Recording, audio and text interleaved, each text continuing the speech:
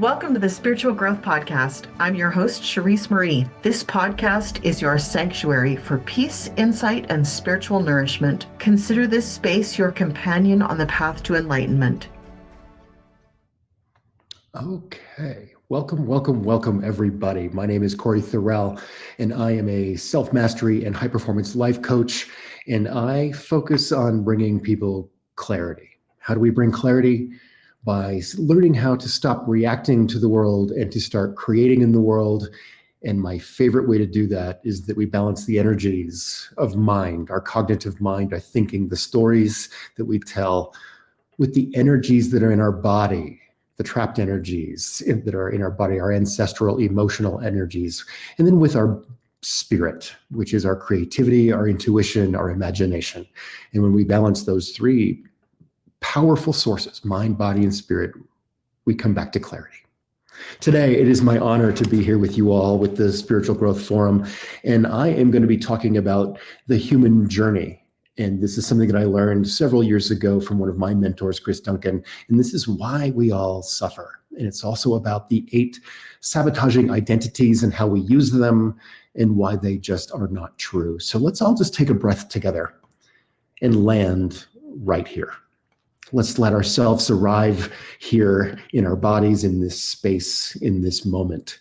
And in this session about remembering something you may have set aside, yet you've always carried with you. And today, this is the human journey. This space is for those who are on a path of healing, growth, of inner exploration. And maybe you've read the books and taken the courses and you've made the shifts. However, there's still a loop, a stuckness that still feels active. This is grounded, embodied, and clear. This is a map. This is a living map of your own journey. This is everybody's journey. We all do this. And I'm going to walk you through the emotional and the energetic blueprint that lives inside every single human. There is no immunity for this. We all do it. You'll uncover the real roots of suffering and understand where the limiting identities were installed and step toward reclaiming the creative power that has always been yours. So this is for caregivers who are reclaiming themselves. This is for rebuilders who are transforming loss into resilience. And this is for seekers who are aligning with their authentic self. The ones who feel the call inward and are ready to move forward from that place, that's us. And that's why we're here. So let's begin this journey, the human journey. So let's look around for a moment, not just at your life, but at the globe, the collective movement that we're in, the state of reaction that is everywhere in abundance. And I'm hearing a calling right now to show up, to be a creative, to be a visionary, and to put my hand out for those who are ready. And that's why we're here today. We're living in a world designed to keep us exhausted. Every day you're absorbing more noise, more pressure, more performance, leaving room for less and less meaning, less meaningful engagement, less meaningful connection. We're told to chase productivity instead of peace. We're trained to instantly react instead of choosing to create. We are conditioned to measure our worth by how quickly we respond, how well we produce, and how little we feel. This is not because there's something wrong with you. This is the structure that we have all inherited. And that structure runs deep. What most people call normal today is actually just highly adapted survival. The scroll, the stress, the emotional shutdown. It's a learned response in a world that rewards this level of disconnection. And still, here you are, feeling, asking questions, wanting, hungry for something tender, hungry for something real, because a deeper part of you remembers. It remembers what it feels like to create and not react, to move from truth, not obligation, to belong to yourself instead of bending to fit. Now that remembering is the beginning of the journey home, back to your creative identity, back to your power, back to the part of you that's always known, I am here to build something beautiful, and I don't have to suffer to do it. And I'm here to help walk you home. So let's look at how we lost it, and let's look at how we get it back. The human journey begins long before you could name it. Long before you had words, thoughts, even an awareness of time. You were pure sensation, a pure creative spirit, pure creative potential, a spark of life. Let's call this soul or source, or maybe the field. What matters is that you started whole, connected, abundant, and limitless. Pure creative spirit coming here to have a human experience. So before you were born, your experience was oneness, warmth, nourishment, unconditional care. And there was nothing you had to do to belong. You just were. You were love in motion. And then you arrived. And the moment you were born, and the umbilical cord was cut, and the world changed. I call this the original wounding. We went from having everything to instantly having nothing. Suddenly you were cold, you were hungry, you cried out, and you began to learn. You began to feel something you had never felt before. Separation. Your comfort now depended on external circumstances. Your nervous system began to track the people around you. You started noticing what made them smile and what made them pull away. And you began to form beliefs. If I do this, I get love. If I act this way, I feel safe. And if I cry, I get held sometimes. And this is when the first identity begins to form. It's not the identity of your truth, but one that's created to survive your circumstances. You learn to orient, as a baby, your entire being around what could get you back to connection. Held in your mom's arms, thrown in the air by daddy. You shaped yourself to fit into the environment. You gave your power away in exchange for love and safety and approval. And it worked until it didn't. Now, what begins as a pure creative spirit quickly narrows into a problem-oriented identity, the first identity. It's not who you are. It's an identity. It's who you think you are. And it's one that rises and it tries to fix, it tries to please, tries to perform or protect in order to basically survive, to just feel okay. Now, this is not a failure.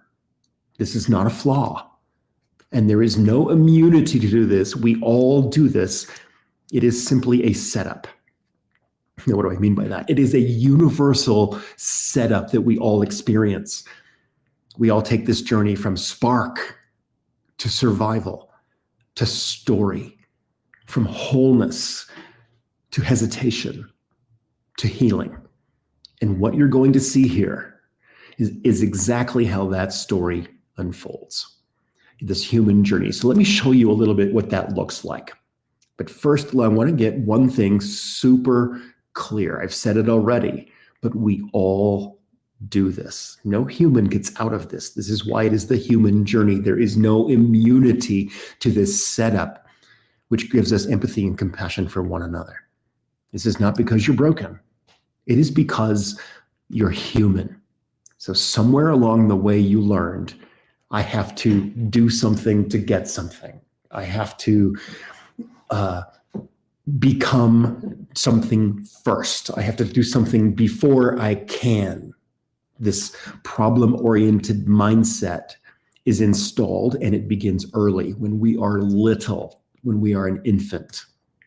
As a child, you cried and someone came, or they didn't. And your nervous system started connecting effort with outcome. If I'm good, if I smile, maybe they'll love me. If I cry too much, maybe I won't be safe. We're starting to process. We're starting to think about our emotions. We're starting to apply it. Innocence, the innocence of a child in no sense, because we're childish and we're making rules and structures that we live by for decades. As a teenager, you noticed who got the praise. You saw who earned popularity, and you began to shape yourself to match expectations or reject them entirely, hoping rebellion might equal freedom, perhaps. If I get straight A's, they'll approve. If I stay small, maybe I won't be judged. And as an adult, these things evolve and it becomes, if I prove myself, then maybe I will earn some rest. If I keep everybody happy, perhaps maybe I'll finally feel some peace. If I fix myself, then I'll finally be ready. And when the one thing you're working on or working for does not arrive, the mind turns to comparison. Why don't I have it? The other people seem to. They have it. The grass is always greener. What's wrong with me? If I don't have it and they do, I must be broken. And if I'm broken, I must have something to fix before I can receive. I have to do something first before I can receive. This is the trap. And it's the doorway into the sabotaging identities. This is the stories that we tell ourselves about why we don't have things. That comparison. Why is the grass always greener? These things are not random. They are the mind's best attempt to answer a painful question. What's wrong with me? But here's the truth. There's nothing wrong with you. You were adapting. And with whatever tools you had at the time, you were adapting. And now you get to name what was never yours to carry. So let's name them together. These are the 8 sabotaging identities. And I invite you to find a place in your story, to pause, to rise up, and to see a bigger picture.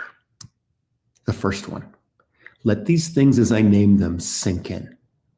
Number 1, I'm not worthy. Whoa. I think we can all find a time in our history, in our story, maybe even right now, where I'm not worthy resonates. This identity learns to wait for permission. It believes that love must be earned by being good, by being helpful, by being selfless. Often born in early childhood, I'm not worthy, when being good felt like the safest thing to do. It shows up in adulthood as quiet resentment, always giving, rarely receiving. If I just keep doing the right thing, maybe, just maybe, someone will choose me. But no one is coming to grant you access because you already belong. Number 2, I'm not good enough. Wow, this one's big. This one was one of mine for sure. This still is one of mine. This I'm not good enough identity is built on proving. The achiever, the overextender, the one who tries hard all the time, never stops trying, and ties worth to output. This is usually shaped in school where success meant praise, but the praise never soaked in. You never believed it. I did the thing, so why doesn't it feel like enough? So you keep doing and doing and doing. People who identify with I'm not good enough have a ton of degrees and a ton of experience and a ton of achievement, but they don't see it that way. They are investing in more effort and more effort and more effort, and joy gets buried under performance. Number 3, I'm insignificant. This identity isn't loud. This is the one that disappears. It learned to stay small in a room that had no space for its voice. It doesn't feel safe to take up space, so it watches from the edges, from the outside looking in, on the back porch looking in the window, wondering if it could ever take a place at the table. And as a child, you may have felt invisible. As an adult, you shrink before you even speak. Why bother sharing? No one really listens anyway. But your truth has weight, and your presence shifts the field even if no one applauds. Number 4, I don't belong. Oof, I don't belong. This is the identity of the outsider, the one always looking for home, often shaped by early differences of race, gender, neurodivergence, queerness, other, in the margins. The longing becomes the driver. If I find the right people, the right love, the right container, the right thing, then maybe I will feel whole. But chasing connections often means abandoning yourself first. You're not here to earn belonging. You're here to remember that you've always belonged. Number 5, I'm not capable. I don't have capacity. This belief, this identity is one that is afraid that if it tries, it will break. So they don't even try. It is the voice that says, I am not ready. I need more time. I need more training. I need more certainty. And I just can't. I can't. And it gathers certifications like armor, but it delays. It prepares endlessly, but it never begins, because beginning means letting go of the illusion of safety. But power lives in the doing, not the prepping. Number 6, I have to be perfect. Now, this identity is about control. Control is safety. It fears mess. It fears vulnerability and rejection. Everything must be flawless or not at all, often shaped by the high expectations that we had in childhood or that were given to us then. Mistakes felt like danger, so you became the one who never got it wrong. But perfection kills movement. Perfection means we never finish anything. But the world doesn't need your polish. The world needs your presence. So number 7, I don't deserve it. Now, this one is heavy. I don't deserve it. I think we can all find a time in our story when we didn't deserve it. This lives in the body like a weight that we cannot name. It believes that joy has to be earned, that rest is suspicious, and that ease feels unsafe. So you work, you carry, you strive, you punish yourself for wanting more. Let me suffer a little first, and then and only then will I be allowed to receive. I have to suffer before I receive. Nothing outside you grants permission, but your worth is not conditional. Now, these 7 identities all set up the 8th. And the 8th is, I'm not safe. This is the hypervigilant identity. Always scanning, always waiting for the other shoe to drop. Even if things feel good, it braces for impact. Peace feels unfamiliar, a stranger. Tension feels like home. Anxiety has a place in you. You're better to expect the fall than to be caught off guard. But you were never meant to live in a locked nervous system. Safety is not a condition. It is a state you can return to. So those are the 8 sabotaging identities. In all of these, we normalize the abnormal for so long that it becomes unconscious. Each of these identities once served a significant purpose of feeling safe, of belonging. They helped you navigate a world that didn't always make space for your bigger truth. But they are no longer required. And none of them are who you really are. The good news, none of these identities are really who you are. They are no longer your identity, the lens that you see the world through.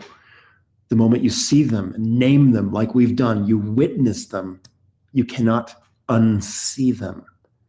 This is the moment you begin to let them go. And what comes next is a choice. And it is a real one. Now that you have seen these identities, let's talk about them and what keeps them alive. This is the moment or the something that I call the gap. The gap is the space in between your creative origin, where you started, and your current identity. It is the ache between who you were and who you've been told you have to be. You came into this world with a memory of limitless possibility, the pure creative spirit. And that's not a metaphor. It's biological, it's spiritual, and it's cellular. But very quickly, you were taught to measure your worth through external rules. Be good, don't cry, make them proud, fill in, fit in, work harder, don't fail. So you build a structure. And it's one that made sense in the moment. You created beliefs and behaviors and identities to manage the discomfort of the original separation. You needed a reason why you didn't have what you wanted. So you turned inward and asked, what is wrong with me? What am I missing? And how do I fix it?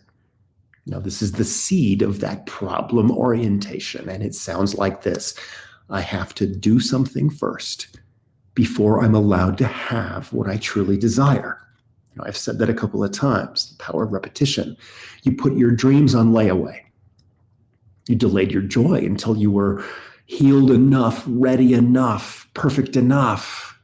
But here's the trap. No amount of fixing ever leads to freedom, because the structure itself is designed to keep the gap open. Look at our globe today. Look at everybody practiced at talking about the brokenness, which means we're making more brokenness. This is keeping the gap open. You stay stuck between desire and doubt, between hope and hesitation, between longing and logic. Now, this is where most people live, not because they're weak, but because this is how they were trained.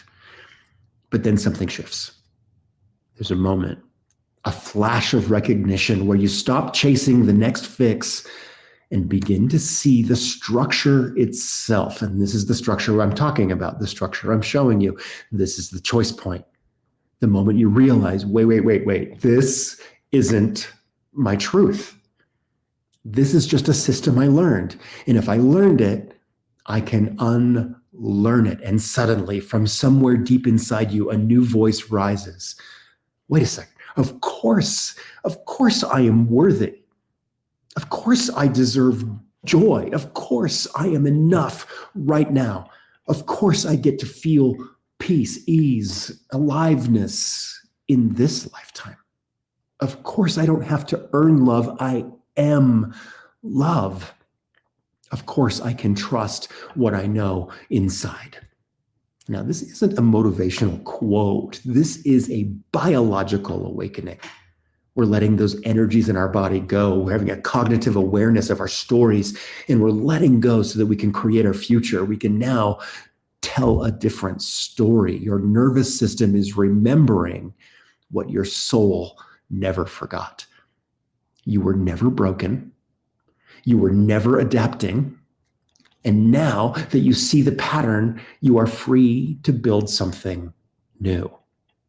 This is that choice point. So when you reach that choice point, something changes. It's not a big dramatic event. It's quiet. It is deep inside you. It is still, and it is undeniable. There's a part of you that can no longer sit still. There's a part of you that can no longer sit in the unknowing, for the knowing is calling you. The pain of staying put is now less than the pain of change. And it feels like coming home to a part of yourself that was always there, just waiting for your attention. So this is what I call the awakening. When you see it, you can no longer unsee it, not see it. The moment you stop trying to fix the old story and you start living from a new story. You begin to move from a creative orientation where you're not reacting to life, you're designing life. This is the jump from a destructive orientation. Tear it down, take it apart, break it apart, to a creative orientation. Build it up, put it together, connection. This is where you no longer ask, what do I need to fix before I can have what I desire? You ask, what do I love enough to build my life around it? And when you begin to ask that question, you arrive at what I call the wizard's gate. So many of our lives we have spent looking at the gate. There's this gate, we can see through the gate, we can see the people on the other side of the gate, and they have the money, the job, the relationship, the money, the house, the perfection, the glory, and we're over here on this side of the gate wondering why we don't have it in our problem-oriented mindset. But then we hit the wizard's gate, we expand, we hear the calling, we start to love ourselves as a non-negotiable first act. Loving ourselves enough to focus on our future more powerfully than the results of our past. We become aware that we have dream work to do. And when we do our dream work, we realize that the gate we've been staring at has been propped open the whole time. The wizard's gate has been propped open the whole time. The wizard's gate is not a place, it is a state of mind. The gate is open. We go from I need to I get to. I get to. Oh my God, I get to. Just feel the energetic shift of that right there. All the things that are on your I need to list. I need to chop the wood, carry the water, scrub the toilet, do the chores, go to the store. But I also need to heal and be insightful and take care of my body and be in self-love. And we're putting all of that on the same list. I need to. But now let's say, wait a sec, you don't need to do anything. I get to. I get to put myself first. I get to love gigantically. I get to heal every single day. This is the wizard's gate. This is the choice point. This is making it through the gap. This is when we say, I am here. This is when it shifts from, I'm not ready to, this is who I am. This is the moment that you realize I already have it within me and I am my best medicine. This is when we stop looking out more powerfully than looking in. Let me say that the other way around. We start looking in more powerfully than looking out for our solutions, for our dream work, for living the rest of life as the best of life. And the only thing that I needed to do was allow it. At the wizard's gate, you no longer seek the permission, you create momentum. At the wizard's gate, you stop negotiating with your fear and you start partnering with your truth. At the wizard's gate, you trust your deep knowing. At the wizard's gate, you follow the energy, you trust the spark, you ignite the fire in your belly, and you take obvious action without waiting to feel ready. Inspired motivation is now alive in you. No longer doubts, no longer I don't get tos. It's creative inspiration to take the obvious next steps. And here's the secret that most people miss. And I said it a minute ago. There is no door to open because it was always open. You just had to stop looking for the key and walk through. We get to stop looking for problems because when we do, we find them. So the belief that I'm planting in you today, the seed I hope that you water in your soul, is that what if I'm not broken? What if there's nothing to fix? And you can repurpose all of those resources, your energy, your time, your money, your attention, your emotions on a desired outcome. You are not the old identity. You are not the survival pattern. You are not the limitation that you have practiced. You are here. You are the one who sees, the one who remembers, and you are the one who creates. So you've reached the gate. And now what do you want to build from this place? You've made it through the gate. There is not so much what you need, but who you want to become. So here we are at the wizard's gate. Now I have to say, in my own life, there's been many, many times in this work of my own healing, choosing to be a coach and a guide and a healer, that I have an opportunity to work on my shadows, to work on my dark side of the night, of the soul. And I made it to the wizard's gate and I could see through and I dared to take a couple of steps And then that old part of me woke up and said, yeah, but. And I ran back and I went back into the loop of not enough. I went back into the loop of not significant. I went back into the loop of not deserving, not worth it. All the sabotaging identities woke up in me and they fought back. And they fought back. And then I make it courageously enough out of the loop, and I try to take another class. I read another book and I try again, and I get to the gate and I can see the people that have the things that I want. And I say yes in a bigger way. And this time it sank in a little bit more. And this time I took 4 or 5, maybe 10 steps through the gate. But I got scared again. And there's another part of me that went back into the loop one more time because I wasn't done with my suffering. I wasn't done with being a proud member of the Scar clan. We're all members of the Scar clan, where we have a wound and we digger it up just a little bit more because we're not done hurting. I wanted to throw that into our story today, because that doesn't mean you're broken. It doesn't mean anything's wrong. It's part of the structure. Now, in that structure, we suffer because we know how. What do I mean by that? I'm willing to suffer a little bit because I know I'm going to get a reward for it. If I go into suffer and panic and hurt and depression, my biochemical body is going to give me a little bit of serotonin, a little bit of dopamine, and some of the other brain chemicals as a survival tool to get me from A to B. And I am addicted to those chemicals just like we all are. And so I'm willing to suffer to get a gift. I'm willing to suffer because I know how. I'm willing to go back through the loop one more time because I know I'm going to get a baby reward. But the other side, we come back to the gate. We take 10 steps, 20 steps through the gate. We start creating. We start being rewarded. We start having joy and gratitude in bigger doses. And what does our biochemical body do?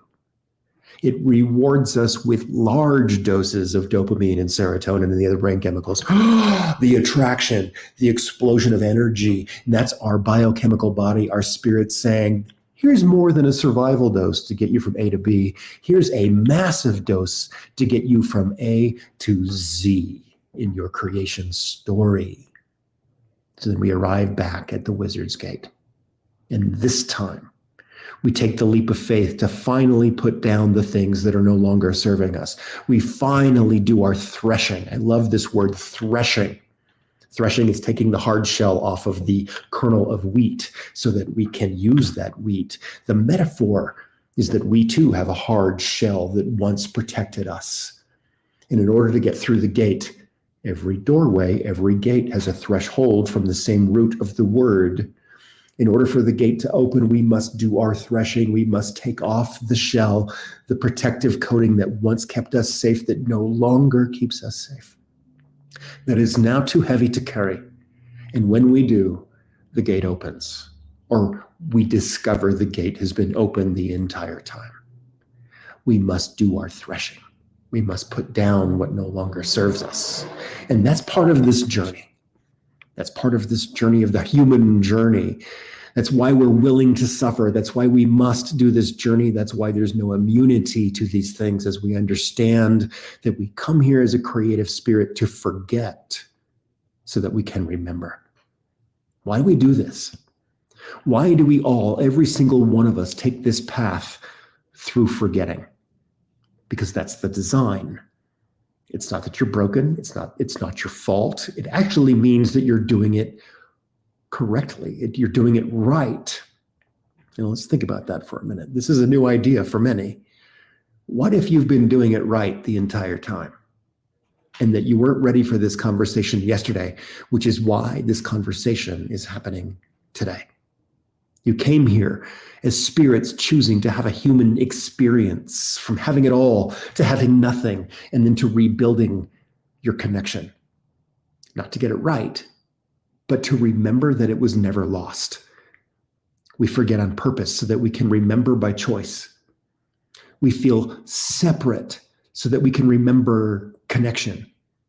We suffer so that we can measure the vastness of love. Our pain is our ability. It is a measure of our ability to love gigantically.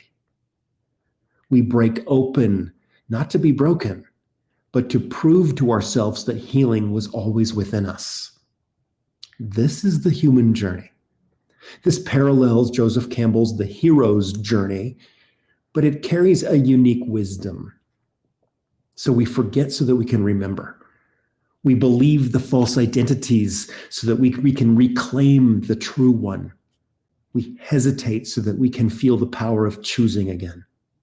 And when you do, you arrive not just as someone who's healed, but as someone who creates, because we're either reacting or creating, and you cannot do both at the same time.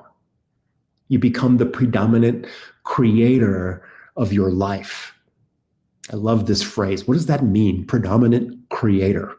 That means that you're taking 100% responsibility for your existence, including the suffering, including the bad things, including the delights and the attractions and the celebrations. It is all part of you. We're not reacting. We're not waiting. We're not proving. We are designing the rest of your life. Now, this is when we go from the mind, the cognitive, the stories we tell, through the energies in our body, and we let go of the old, the deep wounds from within. And when we heal at that level, life design, the world of spirit, creativity, inspiration, imagination, intuition becomes prevention of those things happening again. And it turns into life design, designing the rest of your life as the best of your life. Designing, leading, living from love and not lack. And once you feel that shift, you cannot unfeel it. You cannot unfeel it. So that is the human journey. This is a workshop that I teach in my coaching practice. And when we do this in my world, in my ecology, we take a whole day to go through this so that we can stop and pause and find the 8 identities in our stories and relieve them of our duty, of their duty. They've come to serve us, and now we can set them free. We can set them free.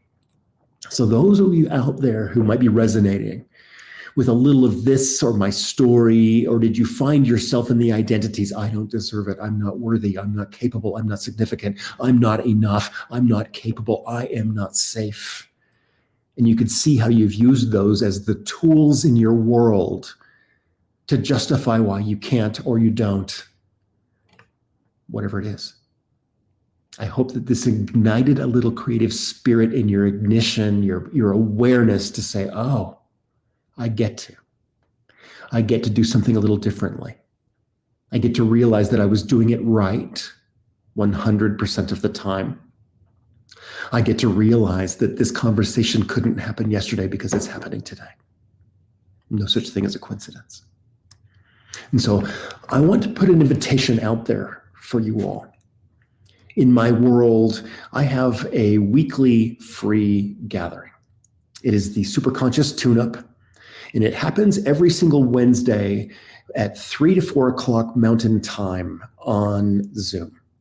Now, this is a free time where we come together and we honor the prime directives of the unconscious mind. We honor what it is to shift at this level, to expand spiritually, mentally, physically, the mind-body-spirit connection. And we do it in a safe container, in a private world, among like-minded people. The Superconscious Tune-Up on Wednesdays is the first gate to doing this kind of work with me in my coaching world, with my staff and team. And what we do here is we do it in circle. For a long time, I have been a circle wave practitioner, facilitator. What does that mean? That means that there is something ancient inside all of us that recognizes what it was all those centuries ago when we sat around a campfire, before we could write, before we could record books, when our stories and our wisdoms of survival and thrival were oratory through the stories of sitting around a fire. So when we recreate what it is to sit in a circle, there is something ancient that wakes up in our DNA that says, oh, that's what we're doing here. We've created a safe container for stories. We acknowledge that what happens here is special here. We listen to each other with compassion And curiosity, withholding judgment. We ask for what we need and we offer what we can. And from time to time, we pause to regather our thoughts and focus. Now, these are circle dynamics, which means that there's a leader in every chair. And that's what it is to come sit in circle. And so if anything that you've heard me talk about today created a little mirroring or a spark in your belly, and if you're curious for what's more, I invite you to join me at the Superconscious Tune-Up on Wednesdays. Every single Wednesday for 1 hour in the afternoon for a little bit of midweek tune-up. So this has been the human journey and why we suffer. This has been the 8 sabotaging identities and how we all do it until we don't. A little bit of structure. I'm Cory Thorell, and like I said, I am a self-mastery coach, high-performance coach, life coach. And my mission is to help you find your way home. So let's walk ourselves home together. And until that moment, I will see you in the circles. Have a great time, and thank you for being here. Be well. I'm your host, Charisse Marie, and I want to thank you for joining us today on the Spiritual Growth Podcast. Until next time, keep exploring, stay curious, and remember, you are never alone on this path. Together, let's continue walking towards greater awareness and deeper connection. Take care and be well.